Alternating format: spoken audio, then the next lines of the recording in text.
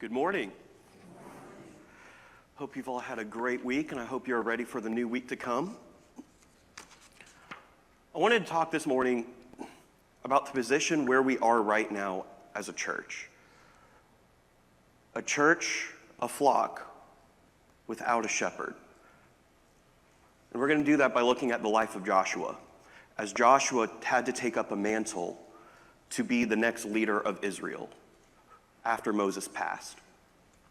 So every 4 years, our country has an amazing opportunity to elect a new president. With this change in leadership, the people tend to wonder, what will this administration look like? How will they lead this country? What changes will they do? We question the candidate we voted for, wondering how will they lead this country?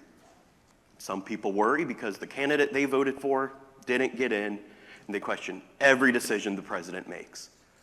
And then in 4 years, we do it all again, watching political ads, watching debates, knowing exactly who we're going to vote for, and then going to the polls to vote, and wondering and hoping the person we elect, or the person we voted for, gets elected.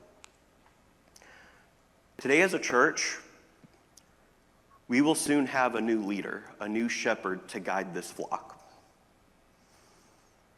Someone to look to for guidance when we are lost.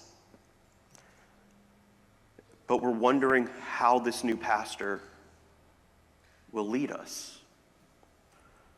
Will he lead us well? Will he make the right decisions? How will our church change because of his leadership? And some are missing Tyler. He's had a great, amazing opportunity for him and his family to go to Oklahoma and serve at a new church. But he was here for 5 years, and it's hard not to miss them. But God already knows the outcome of what will happen. He's already picked the next pastor for us. So this morning, we're going to look at the life of Joshua and how God molded him into the leader the nation of Israel needed, so that he could lead the people well during times of uncertainty.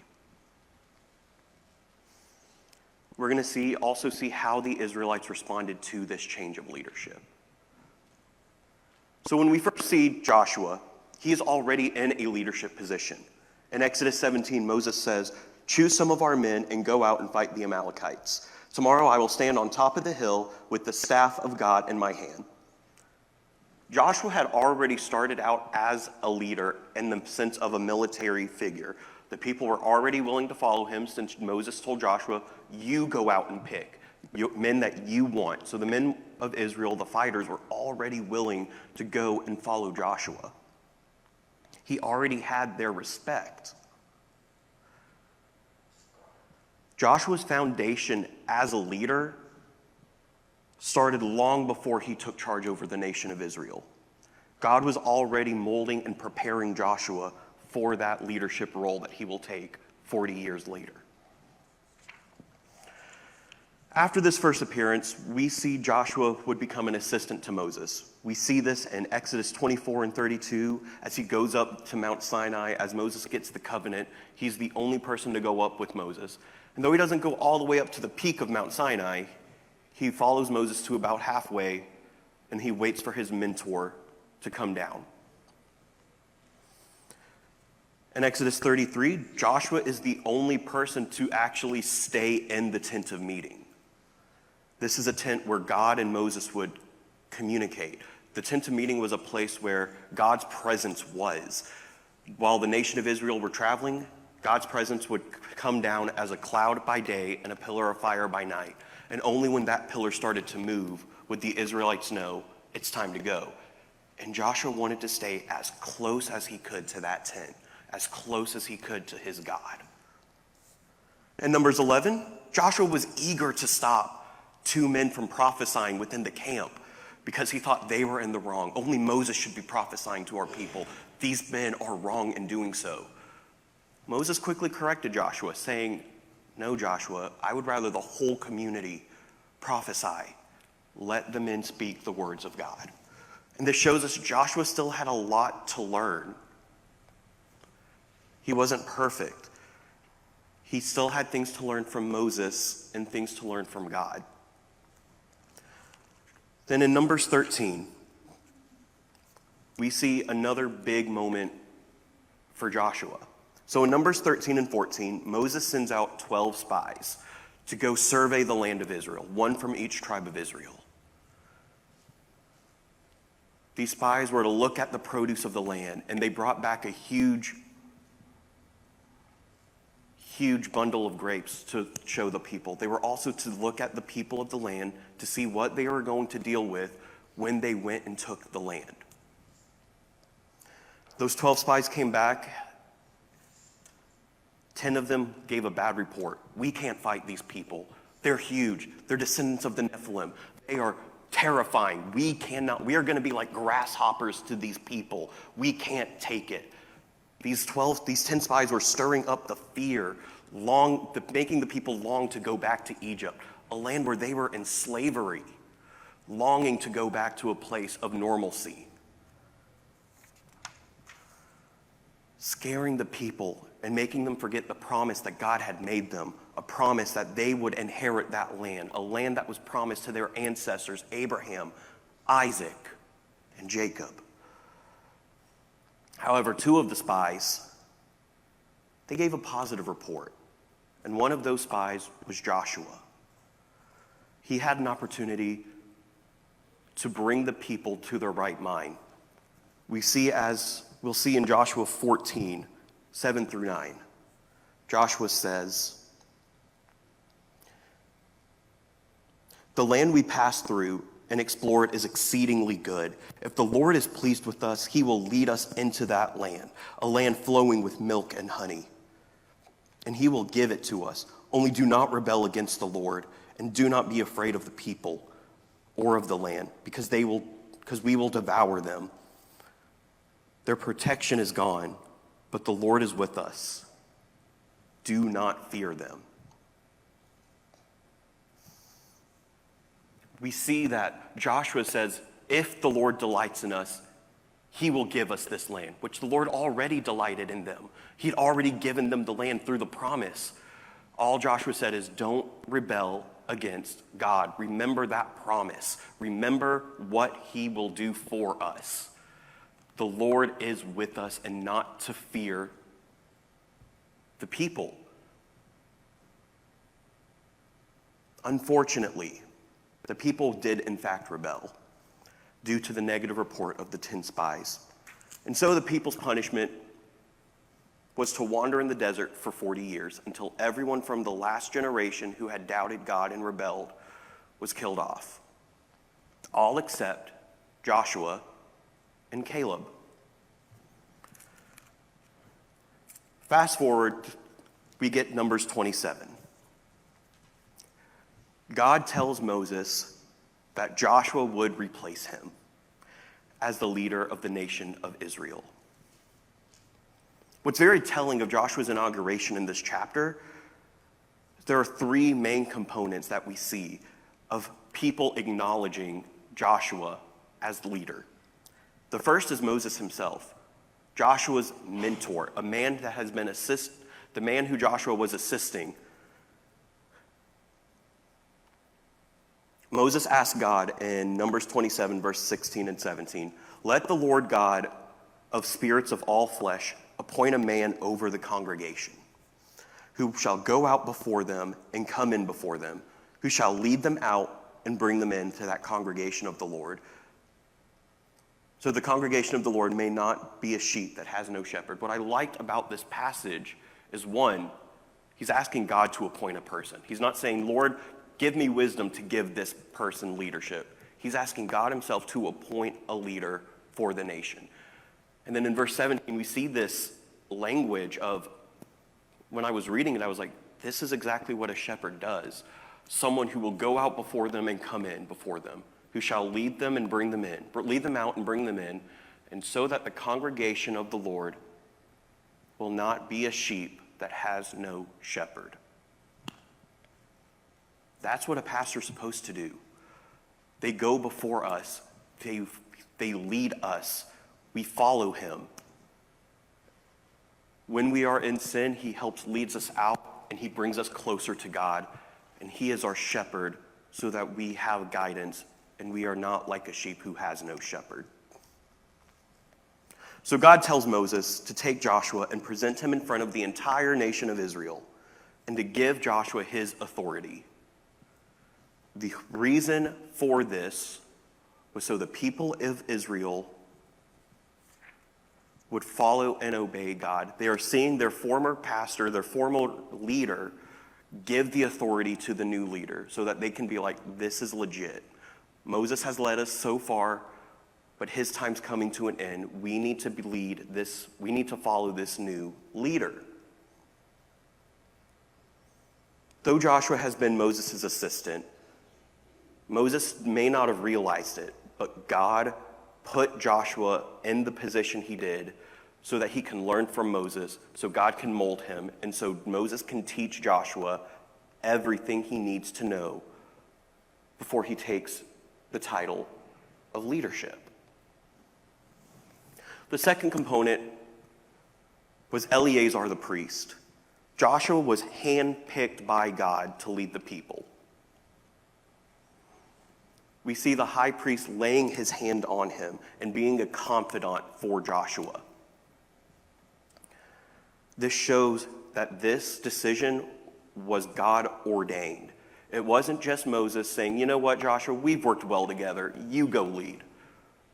No, this was God saying, all right, Eleazar, I'm telling you as the spiritual leader of this congregation, this is the guy. I want you to show and acknowledge he's the leader, so the people will also follow and acknowledge that he is the leader. We can never forget the spiritual factor that goes into this role of pastor. Yes, we are hiring a man to do a job.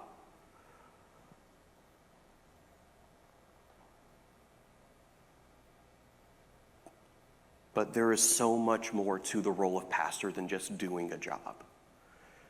This pastor will be the person we go to when we need prayer. This pastor will be the person we go to when we need guidance. This pastor will be the person we go to when things don't make sense and we need him to help us make it make sense. And thankfully for us, God has already chosen our next pastor. The final component is the nation of Israel, the people themselves. Joshua was already well known in the community. As we first see him in Exodus 17, he was already a military leader. As we see here, the next generation who would inherit the land probably heard stories of the spy Joshua who tried to bring the people to their right mind, to expel their fear, and to go take the land. The inauguration of Joshua's leadership was presented in a way to have the people acknowledge Joshua's leadership. We already see Moses. Moses had accepted his leadership because he understood what God was doing for the people. We see Eleazar, the spiritual leader, accept Joshua as the leader. And now with the people seeing Moses lay his hands on him and giving him his authority, the people can acknowledge Joshua's leadership.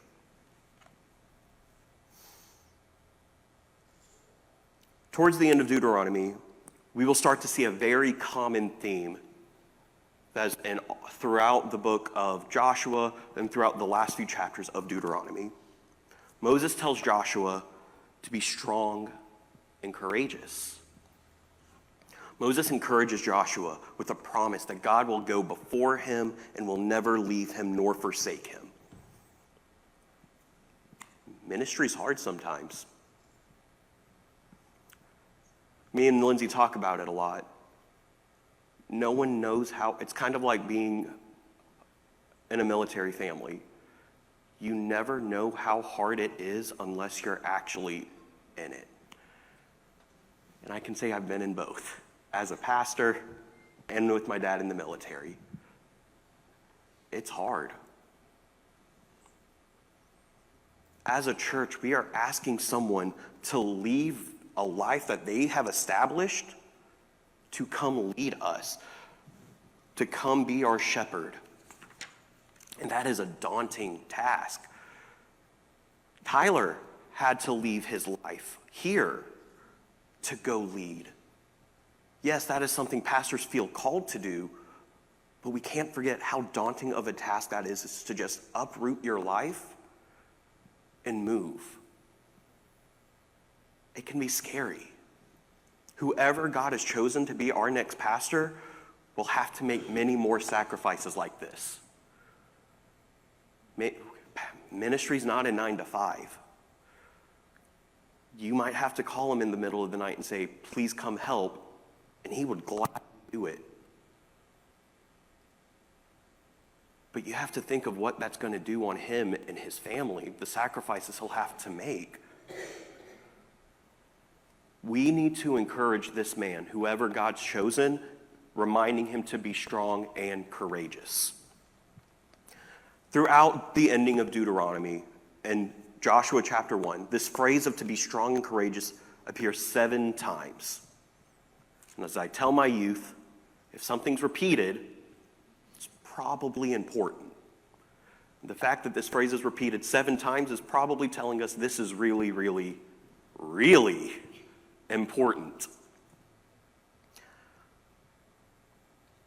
God tells Joshua this 3 times. To be strong and courageous. As a leader, Joshua does not need to fear what is to come. Leading can be scary. Who's been in a leadership position? Show of hands. Leading can be scary. But God did not give us a spirit of fear. Joshua was probably scared and anxious because he's going to have some big shoes to fill, or sandals in their case. Because Moses was about to move on and be with his Creator. But God continued to tell Joshua, do not fear, be strong and courageous. I now want to take a moment. We've talked about Joshua, but I now want to take a moment and look at Israel's reaction and how they process Moses' death. Once Moses passes in Deuteronomy 34, we're told that the nation of Israel mourned and grieved Moses for a month. And I'm here to tell y'all, it's okay to miss Tyler. As I mentioned, he was here serving faithfully for 5 years. He was more than just a leader to a lot of us. He was more than a pastor. He was family. He was a friend. He was a mentor. And I'm not going to lie, since me and Lindsay got back from our trip, I've noticed how things are different without him. I noticed it the first Sunday me and Lindsay got back. But Tyler felt God call him to go serve in Oklahoma, and he had to do what God called him to do and what he thought was right for his family. And that's okay. You are allowed to feel sad and to grieve and to mourn.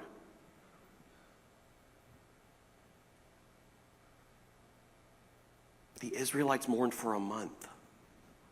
They literally halted their travel to have a time of grieving. And that was okay. But look at what happens in Joshua 1, 16 and 17. Then they answered Joshua, whatever you commanded us, we will do, and whatever you send us, we will go. Just as we fully obeyed Moses, so we will fully obey you. Only may the Lord your God be with us as he was with Moses. Because of that ceremony in Numbers 27, they were ready to accept Joshua's command. They had already acknowledged him as the next leader. And then for the 4th time, Joshua hears only to be strong and courageous. But this time not from his mentor, not from his Creator, but from the people he is serving.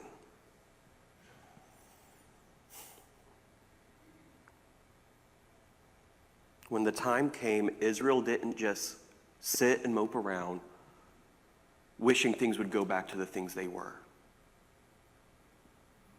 They instead were ready to go and follow their next leader and take the promised land that God had promised them all those many years ago.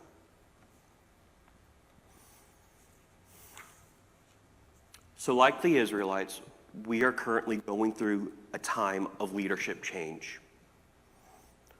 When the new pastor comes, we have to be ready to follow him and be ready to willing. So how do we prepare our hearts for our new pastors? There are 4 points. I'll put the first 2 on this slide, and then later on I have the other 2 points.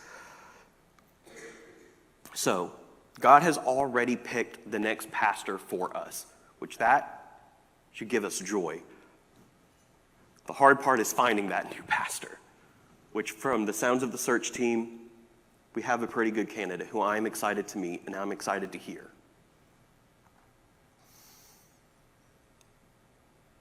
We may not know who it is or for how long we will be without a pastor, but God is still in control. This new pastor may do things very differently from Tyler and lead us in a completely different direction than Tyler was leading us. That's okay. We just need to be ready and willing to follow his leadership. God is preparing our hearts for this new leader, and he is preparing our new pastor's heart and his family's heart for the change that's about to come. Because at the end of the day, yes, we're getting a new pastor, but our ultimate shepherd is still God. He is the one who is still in control. He is the one who is really leading us. He is just using the pastor as a tool to bring us closer to him.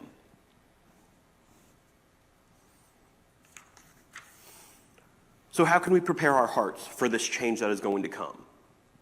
For starters, make sure this new pastor feels welcomed. One thing I am so grateful for was when Lindsay and I came here, all of you made us feel welcomed. You said hey to us, you talked to us, you got to know us, you took us out to lunch. It was a really, really good feeling to take up a leadership position knowing that I had a church that had my back. Do the same for this new pastor. When he gets here, get to know him, develop that relationship with him, take him out to lunch. See how you can serve him so that he will be more willing to serve you.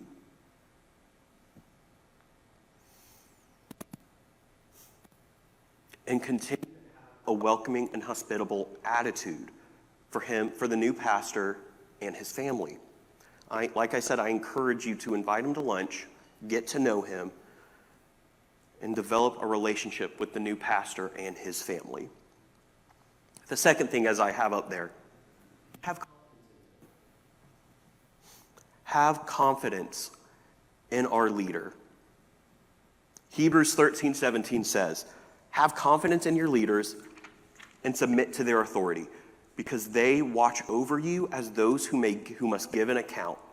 Do this so that their work will be a joy and not a burden, for that would be no benefit to you. We need to trust in our leader and trust that he is doing what God has commanded us. We're also told to submit to their authority. Now, if he's doing something illegal, by all means, don't. Do not submit. But for the most part, he probably won't do anything illegal and won't ask you to do anything illegal. But submit to their authority. Why? As we see right there, because he keeps watch over us. Pastors are going to have to give an account for the flocks they shepherd. He watches over you because he cares. Pastors have this innate calling in their lives to serve. My calling is very different than his calling, but we acknowledge the calling God has placed in our lives. There's also another thing I think God does for pastors. He puts a sense of care and longing in their hearts. They want to help people. They want to make sure you're doing okay. They want to take care of you and watch over you. So that's the first reason why we need to have confidence in our pastors. The second thing is so that they will have joy in the work they are doing and not a burden. When a pastor is not treated well, his work becomes a burden, not just on the pastor, but on his family too. He feels drained, he feels burnt out, and even if he keeps persevering and thinking he's doing the right thing, he's still going to have that thought in his mind, am I doing enough?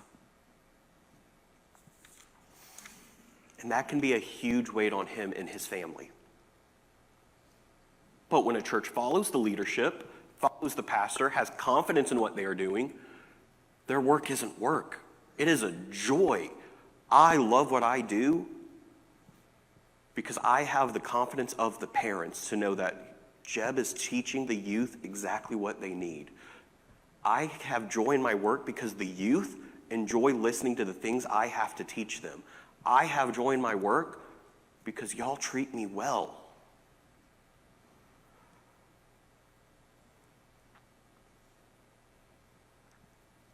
The last part is, I think, the biggest part of this point.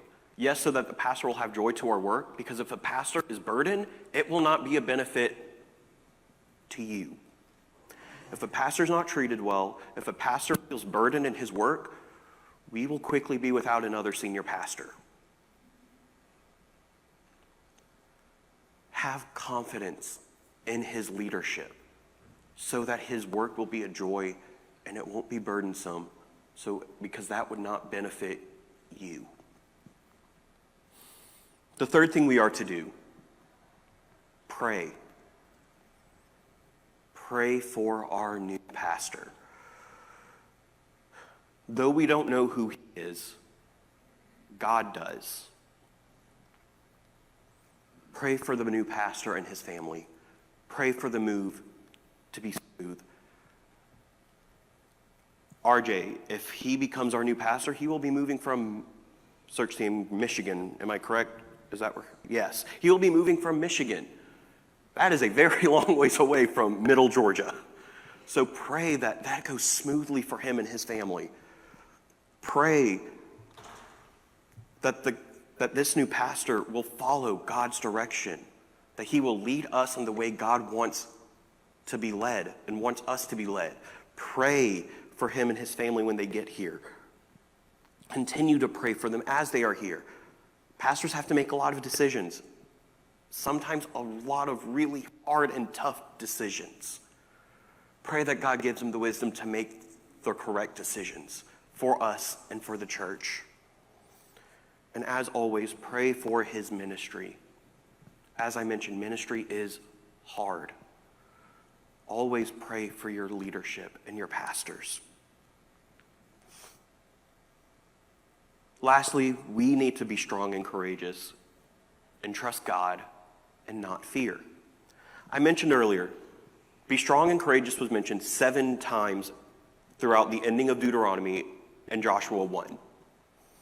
We looked at 3 of those, 4 of those, which were for Joshua. The other 3 were for the nation of Israel. The people needed to be fearless and trust God. Trust the new leadership. God told the Israelites to trust him, though they were about to face the unknown. God wanted their trust. And so he told them 3 separate times, be strong and courageous.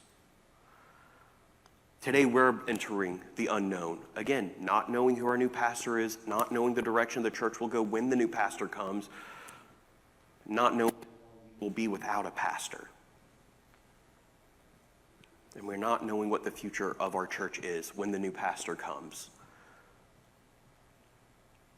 But just as God told the Israelite community to trust in Joshua when he took the mantle of leadership, he's asking us to trust him too. God is still in control. God is still God. He knows what's best for us and our church. And he is not going to put someone in a position of leadership that would hurt us.